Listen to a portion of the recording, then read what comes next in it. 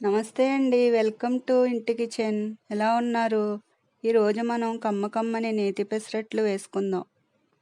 పెసలు పిల్లల ఎదుగుదలకు, ఏకాగ్రత పెంచడానికి సహాయపడుతుంది. రక్తహీనత ఉన్నవాళ్లకు మంచిది. పెసలతో ఇంకా చాలా ఉపయోగాలు ఉన్నాయి. ఇలా వారానికి ఒకసారైనా పెసరట్లు వేసుకోండి. పెసరట్లకు కావలసిన పదార్థాలు: పెసలు, ఉల్లిపాయ ముక్కలు, పచ్చిమిర్చి ముక్కలు, అల్లం, నెయ్యి, జీలకర్ర. నేను దీనికోసం 4 గంటల ముందు 2 కప్పుల పెసలు నానబెట్టుకున్నాను.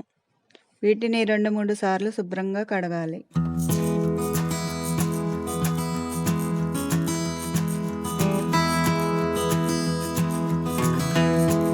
ఇలా కడిగిన పెసలను గ్రైండర్లో వేసి కొద్దిగా అల్లం ముక్కలు వేసి రుబ్బుకోవాలి.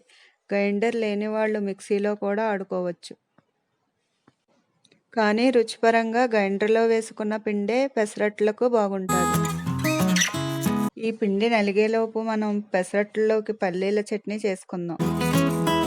చట్నీకి కావలసిన పదార్థాలు: పల్లీలు, పుట్నాల పప్పు, సాయమినపప్పు, జీలకర్ర, నూనె, ఎండుమిర్చి, పచ్చిమిర్చి, కరివేపాకు, ఉప్పు. పల్లీల చట్నీ తయారీ విధానం: స్టవ్ ఆన్ చేసి ప్యాన్ పెట్టుకుని సరిపడా ఆయిల్ వేసుకుని ఆయిల్ కొంచెం వేడయ్యాక అందులో పచ్చిమిర్చి, పల్లీలు, జీలకర్ర, మినప్పప్పు, పుట్నాల పప్పు, కరివేపాకు వేసుకుని 2-3 మినిట్స్ ఫ్రై చేసుకోవాలి.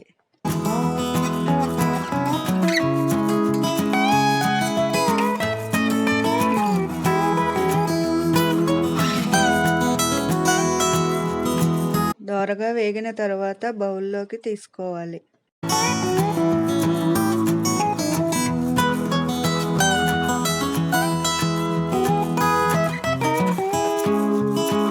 చల్లారిన తర్వాత మిక్సీలో వేసుకుని కొంచెం నీళ్లు, రుచికి తగినంత ఉప్పు వేసుకుని మెత్తగా మిక్సీలో ఆడుకోవాలి. ఇప్పుడు దీనిని ఒక బౌల్లోకి తీసుకుందాం. చిన్న కడాయిలో కొంచెం నూనె, మినప్పప్పు, ఆవాలు, జీలకర్ర, పచ్చిమిర్చి, కరివేపాకు వేసి బాగా ఫ్రై చేసుకుని ఈ తాలింపును చట్నీలో వేసుకోవాలి. మన పల్లీల చట్నీ రెడీ అయ్యిందండి. ఇప్పుడు గ్రైండ్ చేసుకున్న పెసరపిండిలో తగినంత ఉప్పు, నీళ్లు వేసుకుని బాగా కలుపుకోవాలి.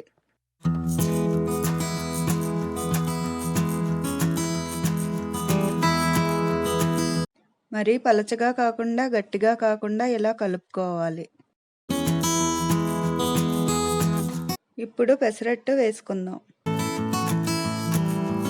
స్టవ్ ఆన్ చేసి ప్యాన్ పెట్టుకుని ప్యాన్ కొంచెం హీట్ అయ్యాక ఒక గుంట గరిటెడు పిండి వేసుకుని పలుచుగా గుండ్రంగా స్ప్రెడ్ చేసుకోవాలి. పెసరట్టుపై ఉల్లిపాయ ముక్కలు, పచ్చిమిర్చి ముక్కలు, అల్లం ముక్కలు, జీలకర్ర జోడిస్తే రుచి రెట్టింపు అవుతుంది.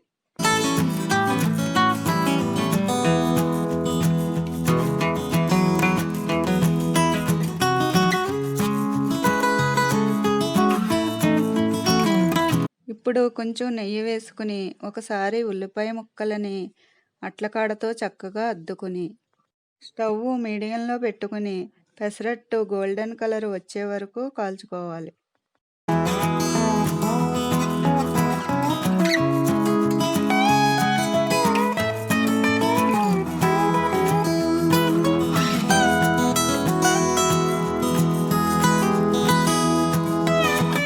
ఇప్పుడు సర్వింగ్ ప్లేట్లోకి తీసేసుకోవాలి.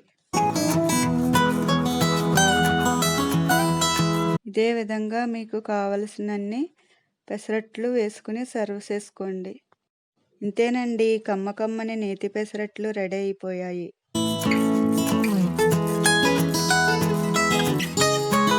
వీటిని పల్లీల చట్నీతో కానీ అల్లం చట్నీతో కానీ తింటే రుచి అమోఘంగా ఉంటుంది.